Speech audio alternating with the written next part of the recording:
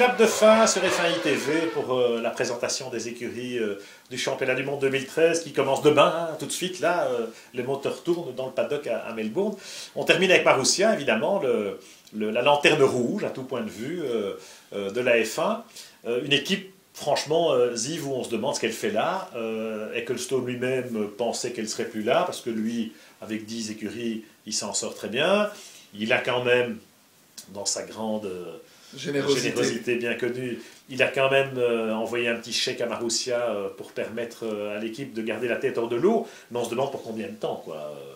Ça rime à quoi cette affaire? C'est vrai que Marussia, déjà, le fait qu'il soit là, c'est déjà pas mal pour eux.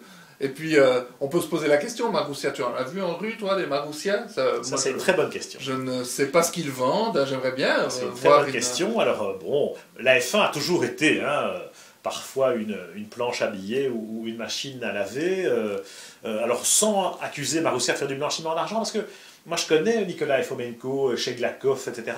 Ce sont des vrais entrepreneurs en Russie. Ils ne sont pas des oligarques, hein, c'est pas des... Donc voilà, je ne veux pas non plus leur jeter la pierre. Mais en revanche, le projet industriel, on l'évoquait à propos de Caterham hier avec Alpine, le projet industriel de Marussia, franchement, il est nulle part. Les Marussia de route, on n'en voit pas. Il y a un showroom à Moscou, point final. On a vu 2 ou 3 voitures rouler. Hein, la motorisation, soi-disant, ça devait venir de Cosworth ou enfin bref. Tout ça est quand même très nébuleux. Et on constate que c'est une équipe qui perd de l'argent, qui est financée pour l'instant par des prêts bancaires, par on ne sait quelle garantie. S'il n'y a pas le père Chilton SOS cette année-ci, c'est clair que l'équipe prend l'eau.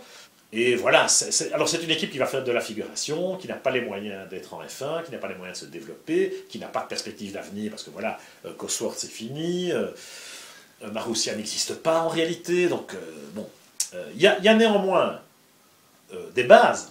Oui. Il y a une écurie à Banbury, là, dans la banlieue d'Oxford. Il y a quelques têtes bien faites. Un Graham Lowdon, un Pat Simmons, je veux dire, il y a du management, il y a de la compétence, mais bon, il n'y a pas de moyens, il n'y a pas de projet. Mais sur une note positive, 1, ils sont là, ils sont sur la grille. Vrai. 2, la voiture est pas mal. Moi, je trouve qu'elle est belle, elle est élégante, elle est bien faite. 3, je trouve que, bon, Max Chilton, il arrive avec des valises d'argent, on ne va pas être derrière, on le sait.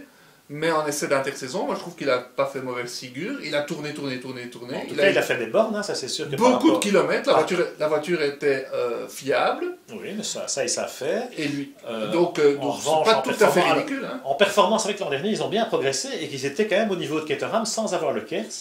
Hein, cette année-ci, ils auront le Kers, mais enfin bon, ils seront quand même tellement loin derrière que ça ne va pas faire beaucoup de différence, si ce n'est, à mon avis, au niveau de l'addition qu'il faudra payer. Alors, vont-ils pouvoir la payer jusqu'à la fin de la saison? C'est une autre histoire. Moi, je crains un pire, franchement, pour cette équipe, même si, voilà, elle a le mérite d'être là, tu as raison, et la F1 a toujours été comme ça. Il faut un petit poussé, il faut une lanterne rouge. Il y avait Minardi à une époque, il y en a eu d'autres. Il y a Marussia aujourd'hui. Dans F1i Magazine et dans le cahier classique, eh bien, on évoque toutes ces équipes qui n'ont fait que passer en F1, tous ces projets plus ou moins... Et c'est pour ça que moi je trouve ça éminemment sympathique, tous ces fous, tous ces inconscients, tous ces investisseurs loufoques dont on ne sait pas d'où vient l'argent, et ben moi je trouve ça très sympa. J'espère qu'ils seront là, qu'ils vont tenir leur rang, j'espère qu'un Max Chilton va se révéler être un bon pilote.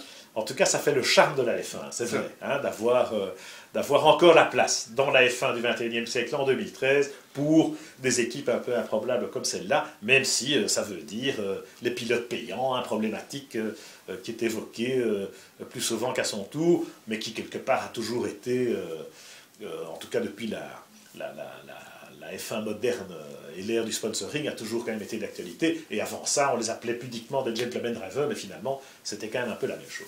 Voilà, donc bon vent à Max Chilton et à son équipier, et à cette équipe Marussia, eh bien, qu'on va suivre finalement avec une certaine tendresse, tout à fait, en espérant eh bien, au moins qu'elle survive jusqu'à la fin de la saison 2013. Saison qui démarre demain, et on va se retrouver évidemment sur F1 ITV la semaine prochaine. Pourquoi faire, mon cher Ziv? Eh bien, pour débriefer le premier Grand Prix. Yes. Et comment?